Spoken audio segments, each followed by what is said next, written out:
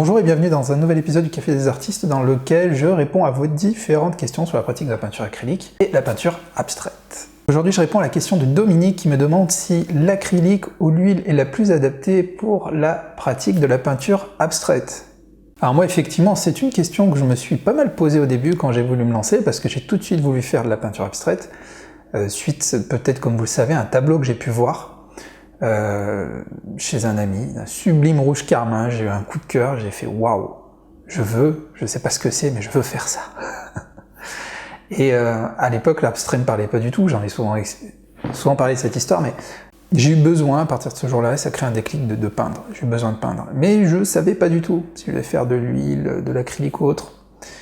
Et ce qu'il faut savoir, c'est que pour la peinture abstraite, il n'y a pas forcément un type de peinture qui est plus approprié que l'autre.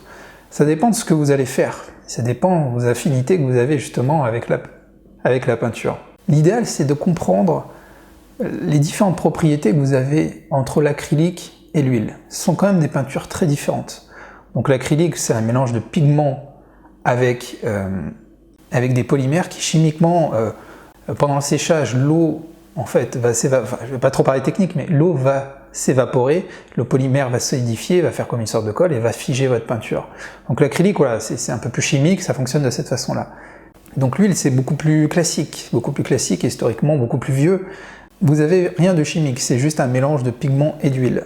Les temps de séchage pour l'huile, même si on ne parle pas de séchage en soi, mais vont être beaucoup plus longs. On va être vraiment beaucoup plus long. Il va falloir attendre très longtemps pour qu'un tableau sèche. Et c'est là le premier souci, moi, que j'y voyais pour moi, dans mon cas, c'est que moi, je travaille couche par couche. Pour faire l'abstrait, souvent, on a besoin de travailler en faisant différentes couches. Enfin, en tout cas, moi, je dis bien avec mes méthodes à moi. Après, il y a plein de façons de faire, hein, il n'y a pas une vraie bonne façon. Donc, j'avais déjà besoin d'une peinture qui sèche très vite. Et l'acrylique, pour ça, est parfait. C'est soit un avantage ou un inconvénient. Dans mon cas, je considère ça comme un avantage, c'est que la peinture sèche vite. Donc, ça me permet de faire une sous-couche, puis assez rapidement après, quelques minutes après, une deuxième couche, une troisième, une quatrième, une cinquième, et comme ça on peut faire des glacis, on peut faire plein de choses justement en superposition, et je trouve ça super pour la peinture abstraite, dans mon cas.